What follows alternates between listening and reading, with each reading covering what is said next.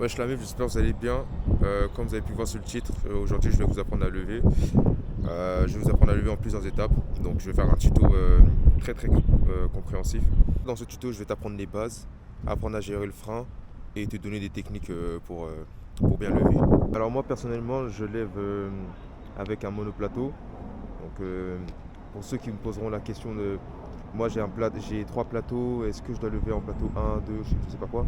Personnellement, j'en sais rien du tout. Dès que j'ai débuté dans le wheeling, j'ai commencé à lever en 4, après 5 et ainsi de suite. Voilà. Mais moi personnellement, pour ceux qui ont un vélo avec un monoplateau, pour commencer le wheeling, moi je dirais c'est mieux de commencer en 4 ou 5. Pour voir comment lever un vélo, c'est simple. Alors vous avez votre pied d'appui. Moi mon pied d'appui personnellement c'est la jambe droite. Donc c'est-à-dire en gros, là ma pédale va être à ce niveau-là. Voilà.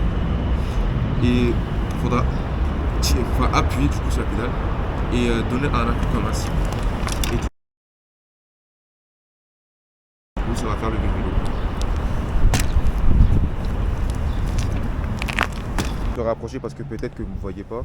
Mais en gros, moi j'ai mon pied d'appui, bah, c'est la jambe droite. Et pour que je lève le vélo, moi ma pédale elle est là. Ouais, à ce niveau-là. Donc il faut qu'elle soit vraiment là.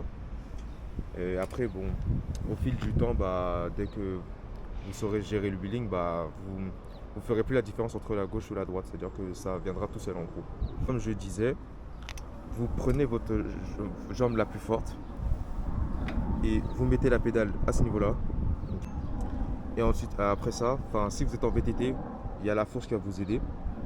Donc vous appuyez, vous appuyez du coup sur la pédale et vous tirez le vélo vraiment en arrière au maximum. Je vous ai montré en flat, on va dire. Et maintenant, je vais vous montrer en pratique.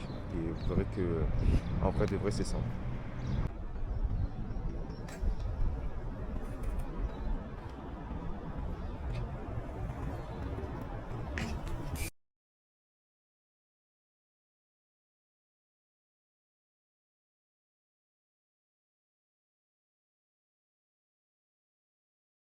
Ah oui, en fait, j'ai oublié.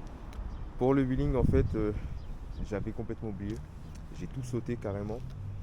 Les configs que moi je vous conseille en tout cas pour commencer le wheeling, déjà c'est d'avoir un bon frein. Je vous dis pas forcément hydraulique, mais le meilleur c'est hydraulique.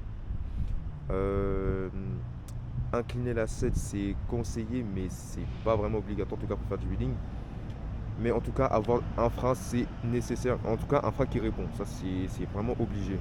Bon, maintenant que je vous ai conseillé tout ça, que je vous ai montré comment lever, je vais vous faire une ligne pour que vous voyez euh, comment faire un vrai wheeling et surtout comment gérer son frein.